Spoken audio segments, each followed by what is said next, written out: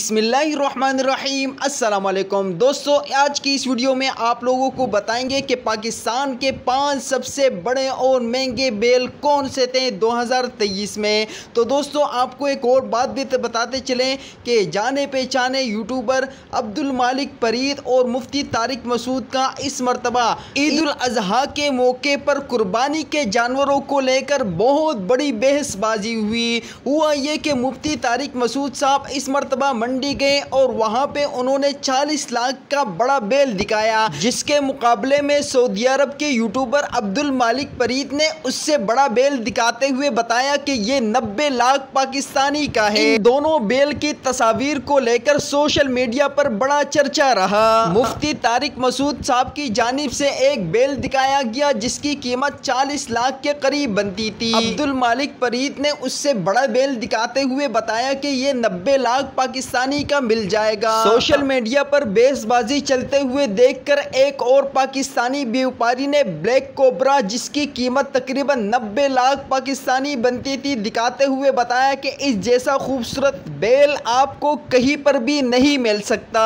इनके देखा देखी एक और पाकिस्तानी व्यापारी ने सबसे बड़े बैल की तस्वीर शेयर करते हुए बताया कि ये 2 करोड़ का बैल है और इस जैसा खूबसूरत बैल आपको कहीं नहीं मिलेगा। मौके की नजाकत को देखते हुए पाकिस्तानी क्रिकेटर भी पीछे नहीं रहे और सरफराज अहमद ने सबसे लंबे ऊंट की तस्वीर पेश करते हुए बताया कि ये पाकिस्तान का सबसे बड़ा और लंबा ऊंट है। जबकि पाकिस्तानी ओपनर फखर जमान ने अपने गोल मटोल बबलू को पेश करते हुए बताया कि कोई है हम जैसा। दोस्तों आपको इन तमाम बैलों में सबसे खूबसूरत बैल कौन सा लगा कमेंट में लाजमी बताइएगा। और दोस्तों क्या आपके इलाके में इससे खूबसूरत बैल अगर आया हो तो वो भी कमेंट में लाजमी बताइएगा। और दोस्तों अगर आप भी मेरी तरह कुर्बानी के जानवरों से प्यार करने वाले हैं तो ये वीडियो लाजमी शेयर कीजिएगा और लाइक और सब्सक्राइब भी कर दीजिएगा।